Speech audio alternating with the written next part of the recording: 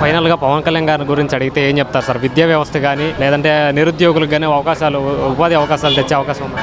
First of all Pawan Kalyan గురించి ఒకే ఒక మాట, చంద్రబాబు నాయుడు అనే వ్యక్తి 40 సంవత్సరాల అధికారం అనుభవం, రాజకీయ అనుభవం ఉన్న వ్యక్తిని ఆంధ్ర రాష్ట్రంలో మళ్ళీ గవర్నమెంట్ రావడానికి 100% ఇవాళ నిలబెట్టాడంటే ఒకే ఒక మగాడు పవన్ కళ్యాణ్. అలాగే ఢిల్లీలో బీజేపీ గవర్నమెంట్ నిలబడాలని కూడా ఇవాళ అతనే కారణం అయ్యేట్టు క్లియర్గా అందరికీ అర్థమవుతుంది. అతను ఏది ఆశించిన వ్యక్తి, ఎందుకంటే అన్నీ ఉన్నాయి, డబ్బులు ఉన్నాయి, పేరు ఉన్నాయి, జనం ఉన్నాయి, అన్నీ ఉన్నాయి కదా, నేను చెప్పక్కర్లేదు, మీ అందరూ తెలిసిందే కదా.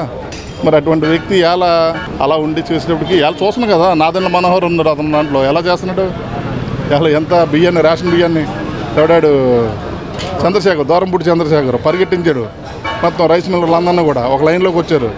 ఎవరండి వీళ్ళందరూ? ఎప్పుడు వైఎస్ఆర్ గవర్నమెంట్లో ఏం తిట్టేవారు? క్యాబినెట్ మీటింగ్ పెట్టి తిరుపతిలోకి వెళ్ళి, తిరుపతి ఎందుకు వెళ్ళేవారే అర్థమైంది కదా బాబా, తిరుపతి ఎందుకు ఆ రోజే ఎన్ని 100 సార్లు ఉంటుంది నాకు తెలిసి, చాలా భయంకరం. 2 చోట్ల ఓడిపోయారని కూడా చాలా మంది విమర్శించారు కదా సార్ వైసీపీ నాయకులు. ఒకటి సార్, అతను డబ్బులు పంచిపెట్టాడు. ఇప్పుడు మాది west Godavari Bhimavaram, first time మా ఊర్లోనే వేసాడు పవన్ కళ్యాణ్, మేమే ఓట్లేదు. నేను వైఎస్ఆర్సీపీలో తిరిగాను, వైఎస్ఆర్సీపీలో యూత్ పేషెంట్ చేశాను. 1 సంవత్సరం పోయాక అతను పాలసీ చూసాను, విధానం చూశాక మనం ప్రజల గురించి ఏదో చేద్దామన్న ఆలోచనతో వచ్చిన నాయకులుగా తయారవ్వాలనుకున్నాం. కానీ ఒక ఎజెండాతో, ఒక కుటుంబ పాలనతో ఉండాలన్న ఎజెండాతో తయారయ్యాడు అనిపించింది నాకు జగన్మోహన్ రెడ్డి. ఎందుకంటే ఒక పక్కన వైవి సుబ్బారెడ్డి, ఒక పక్కన విజయసాయిరెడ్డి, ఒక పెద్దిరెడ్డి రామచంద్రారెడ్డి, ఒక అవినాష్ రెడ్డి, వీళ్ళందరూ ఏంటి ఒక ప్లానింగ్, సరే నువ్వు వైజాగ్ చూసుకో, నేను తిరుపతి చూసుకుంటాను, నేను ఎక్కడ చూసుకుంటాను అన్నట్టు ఇడిపోయింది. పిఠాపురంలో కూడా పవన్ కళ్యాణ్ ఓరించడానికి చాలామంది చాలా విధాలుగా చాలా డబ్బు ఖర్చు పెట్టారు. ఎందుకంటే మా పక్క దగ్గరే కదా చూసాం.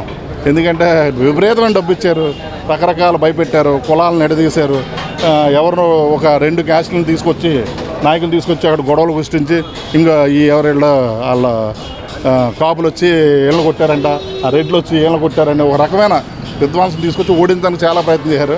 కానీ ప్రజలు చాలా తెలివైన వాళ్ళు, ఎప్పుడు ఎలా ఓటు వేయాలి, ఎవరిని దింపాలి, ఎవరిని ఎక్కించాలన్నది వీళ్ళందరికన్నా వాళ్ళు బాగా తెలుసు. మంచి నిర్ణయం తీసుకున్నారు. రాబోయే రోజుల్లో 2029కి ఇంకా బెటర్మెంట్. కానీ ఆంధ్రప్రదేశ్ సస్యశ్యామలంగా హ్యాపీగా చాలా బాగుంటుంది.